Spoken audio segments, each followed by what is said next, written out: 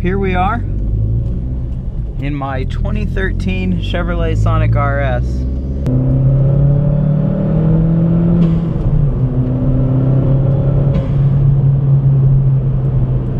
What I like about this car, it's not the best hot hatch on the market. It's probably not even a hot hatch. It's sort of in between. It's a lukewarm hatch, if you will.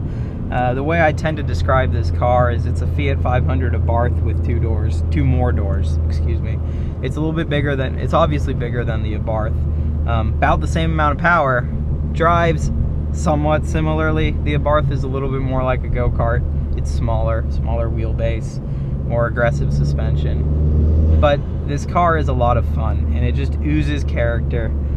It sounds absolutely ridiculous. It feels ridiculous to drive. I often find myself when I really get on it, just giggling. It just makes me feel so silly to drive because it shouldn't do any of the things it does. It's this tiny little black hatchback. It's got no reputation of being some great sports car, but it makes the craziest noises, and it's just a point and shoot experience. And when the turbo spool is up and you get that nice loud blow off at the end of a good pull, it's ridiculous, and I love the car.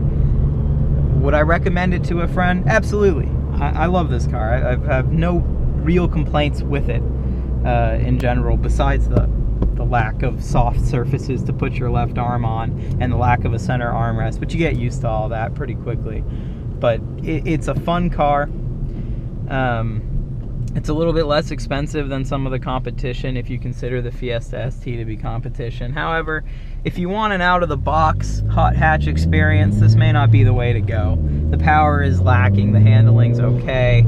It's not a hot hatch in its stock form. But if you want to tweak your car and make it your own, it's a great base for that. And ultimately, that's what I like about this car.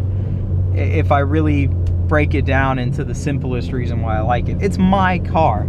It's no longer just a Chevy Sonic RS. It's my Chevrolet Sonic RS. And sure, there's people out there that have done the same modifications to it, but I can say with pretty good confidence that in the city of Wichita, at least, I'm one of the only people with a car like this, with a car that looks like this and drives like this and sounds like this. And because it's so unexpected, people don't expect the Sonic RS to do anything because it's not known for being a great driving car like the Fiesta ST would be, for example. When I take it to autocross, I'm always met with just these wide-mouthed, gaping stares of, holy crap, what did you do to that thing? How is it driving the way it's driving? I run in the middle of the pack at autocross, but I regularly beat cars that I really shouldn't. It's just a blast.